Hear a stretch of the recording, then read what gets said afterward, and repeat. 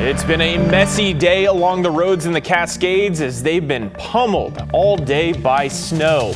All of the major ski resorts in the state have seen more than a foot of snow, and some places could see another foot overnight. Thanks so much for joining us here at 11. I'm John Adams. Meteorologist Joe Ranieri is here with us. Joe, what's the latest here? Well, you said it's been a messy day. Well, it's going to be a messy night. Yeah, over a foot of snow has fallen in all of the ski resorts. Timberline Lodge, last check, 15 inches of new snow in the last 24 hours. And as we look at the radar right now, the snow showers won't be stopping overnight. I'm expecting to see another 6 to 12 inches of new snow overnight. Pretty incredible amounts. Considering it's the last winter of weekend, and yeah, it's still going to be looking like it's the early part of January up there. Although this latest storm is looking a lot better than anything they saw in January. We're looking at some heavy downpours right now throughout much of the metro area. But again, we have that weather impact alert for two places, the Oregon Cascades as well as the central and southern part of the Willamette Valley. Winter storm warning through tonight all the way into tomorrow night. So another 24 hours is when that warning stays up. Heavy snow the next 24 hours. Again, anywhere from 12 to 18 inches of snow really up high. Hazardous pass travel conditions. If you don't have to drive over the mountain passes, I wouldn't chance it. So here's a look tonight through tomorrow. Again, we could be looking at close to a foot of snow in just the next several hours. Drive with caution, obviously. As we look at the futurecast, we'll put this into motion. Now, looking at the latest model runs, it's showing that we're going to be drier by the later part of the morning. But down in the central and southern part of the Willamette Valley, where that other weather impact alert is, it's going to be absolutely wet a good portion of the day. Then we go into tomorrow afternoon. Again, basically Eugene South is going to be seeing kind of the brunt of the measurable amount of rain. Heavy at times as well. But again, by the afternoon, Portland, Salem, and parts of Corvallis and Albany will be bone dry. And we could be seeing a few spotty showers at times going into the afternoon, but or the evening, I should say. But winter storm warning in place throughout the Oregon Cascades until tomorrow. That green color is a flood watch that's in effect until tomorrow throughout the parts of the Oregon coast as well as the valley. I'll talk more about rainfall amounts that are projected over the next 12 to 24 hours coming up in my full forecast. All right, Joe, thank you. We'll see you soon. People in the St. John's neighborhood were caught off guard when they found out this week that their local community center could be on the chopping block as the city of Portland looks to dig out of a massive budget shortfall. Many of those residents came out to voice their concerns at a community meeting tonight in the hopes of saving the center, which has served the area for decades. Portland city leaders have spent the past few weeks painting a dire financial picture regarding the city budget. This week, City Administrator Michael Jordan proposed possible cuts to a handful of community centers to eat into the estimated $93 million shortfall, including one in St. John's. It's been a valuable part of the St. John's community. St. John's residents pushed back on the proposed closure this afternoon at a community event hosted by City Councilor Alana Purtle-Guinea. It's not solving the root cause of the problem. It's a temporary patch, and it's a lazy one.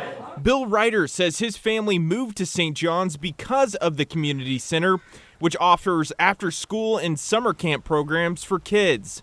Ryder believes losing the center would be devastating to the community. Businesses that just opened would close down. We barely recovered from COVID, and there are new businesses moving into that area.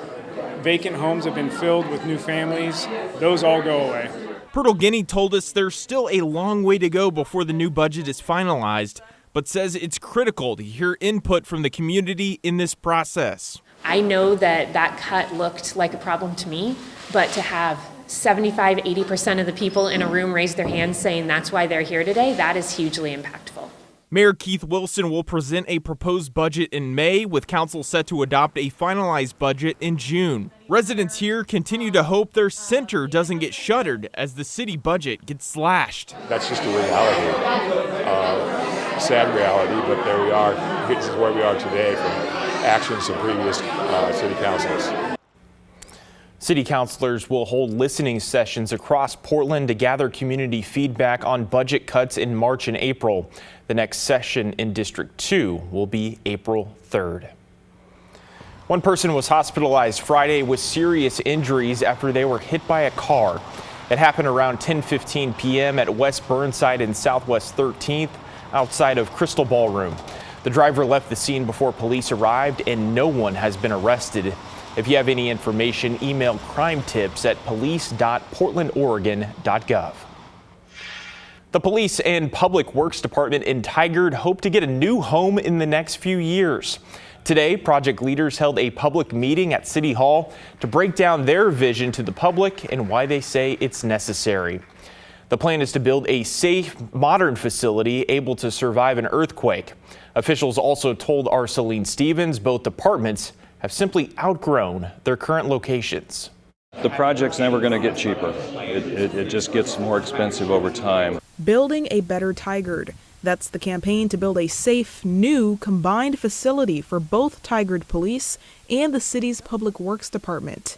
They say the current facilities are too small and decades outdated, and say there are 9 work sites among police and public works spread out across the city, used for storage and additional office space. So for evidence storage, we have to store a lot of that off-site in places that, property that isn't owned by the city, so we have to pay rental.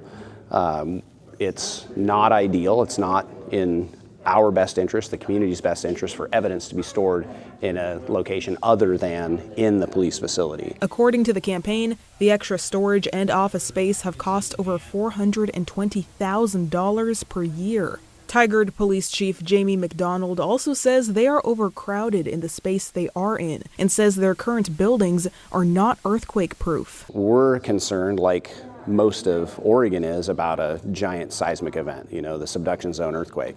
And we're concerned that our facilities wouldn't survive a massive earthquake like that. The city purchased an undeveloped 9.5-acre property last year where the new building would be built if it makes it on the ballot in May 2026 and if voters vote yes. For Public Works, our primary need tends to be the yard space. We have a lot of large vehicles, a lot of vehicles that we use to maintain the systems out there, and we've been short on space for about 10 years. As for the price tag and who pays for this if it's passed, we already did a community survey and talked about $150 million for the cost of the project, and that's an estimate at this point. So it actually would be a bond, and so it would be additional tax on a property tax bill. And right now the estimate is it would cost about an extra $100-ish.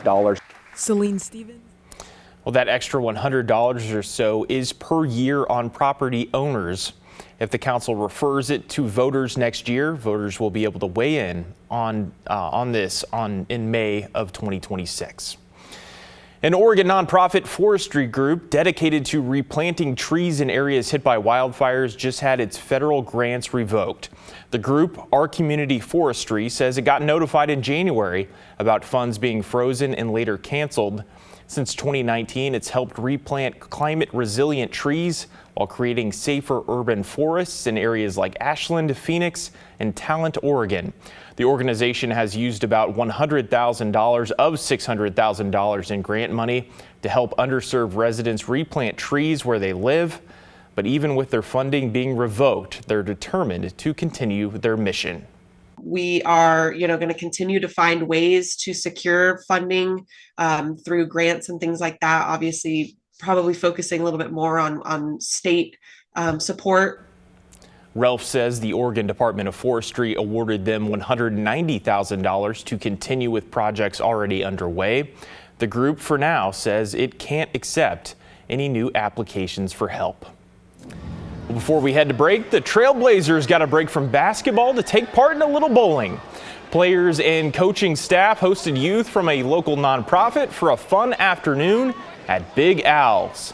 The Blazers' next game is tomorrow afternoon against the Toronto Raptors here at Moda Center.